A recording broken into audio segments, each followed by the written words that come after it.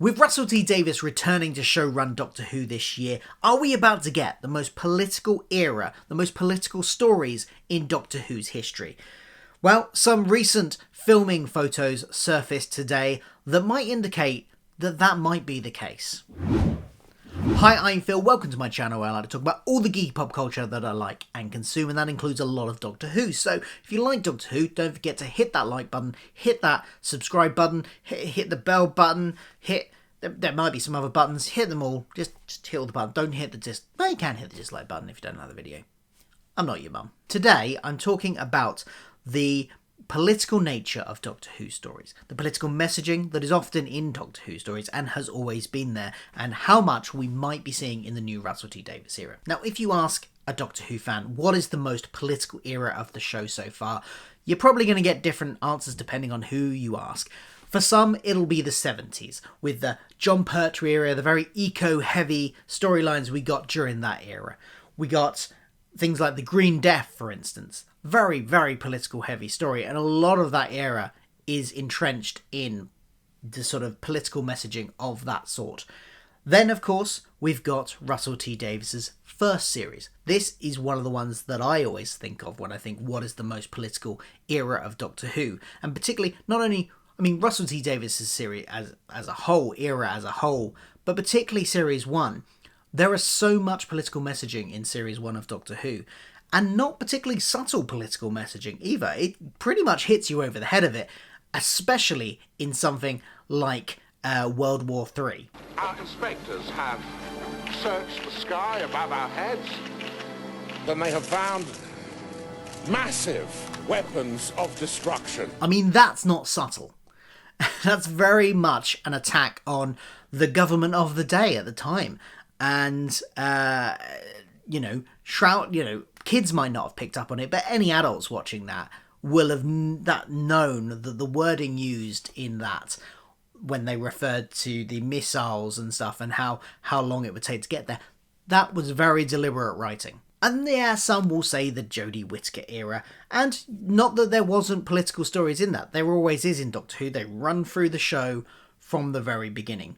Look at the Daleks. They're an analogy for Nazis. But the political messaging of the Jodie era, I don't think of it as one of the most political eras, I think, because the messaging is so confused. There's not one particular message going out there. Yeah, you get some stuff about ecological stuff with Praxeus and all that sort of stuff. You get that in there, but it's also, and then you get something like Kablam, which has a very confused political message and doesn't really know the point it's making. So, while some people might say Chris Chibnall, and some people might be saying it for genuine reasons, I do think there's a lot of they've cast a woman, therefore it's political in that. So personally, I wouldn't class that one. But why I think we might be getting the most political era with Russell T Davies, first of all, it's Russell T Davies.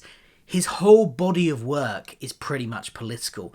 Not only the stuff he put in Doctor Who, which was, amongst his more lighter political stuff, but also the things he's done before and since. Especially the stuff he's done since. Even before, you've got Queer as Folk, a very sort of political, a very message-heavy, social awareness-heavy series about homophobia and all that sort of stuff. More recently, touching on the same subjects again, you've got It's a Sin, which dealt with the AIDS epidemic. You've got, of course, the absolutely wonderful, and I loved this series, Years and Years, which deals with the kind of hypothetical rise of fascism within Britain.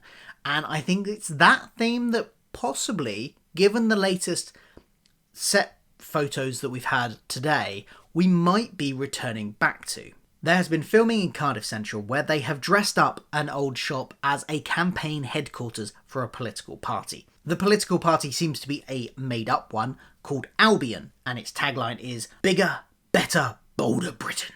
And of course this could just be a little throwaway moment, a little background thing, which doesn't really feature much in the series. But given Russell T Davies's recent work, given the kind of things he's focused on in the past, both in Doctor Who and outside of Doctor Who, it would not be out of left field to assume that this forms a part of the story, and possibly he might be looking at the political rise of fascism within Britain again, with an alien twist. Of course, it's Doctor Who. It's, of course, not the first time an election has been a factor of Doctor Who as well. Of course, Harold Saxon, the Master, there was a whole series which was about his rise to be the Prime Minister. So, talking of which, this, I think I saw somebody on Twitter, and I don't know if it was a Doctor image, so I haven't checked it, but posted a picture of John Sim with his gas mask from those episodes at the end of Series 3, and these filming, and John Sim had a kind of logo looking thing on his gas mask that bears a resemblance, not exactly, but a resemblance to the logo of the Albion Party. So are they the same party? Is this going to be something to do with the Master even? Maybe, who knows? Or is it going to be much more grounded than that? And given Russell T Davies, I wouldn't put it past him to sneak a lot of grounded social awareness messaging within Doctor Who.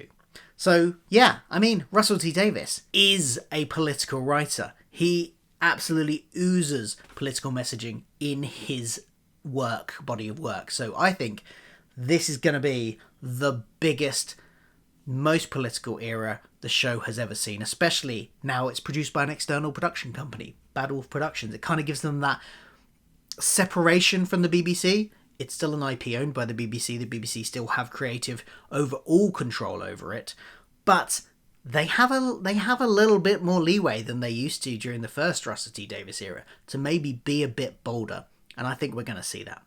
What do you think? Let me know in the comments below. What do you think about these pictures? Are they something that is going to be a big part of an episode, big part of a season plot, or just a single episode? What do you think? Let me know in the comments below. In the meantime, don't forget to like, share, subscribe and all that jazz, and I will see you for more Doctor Who videos soon.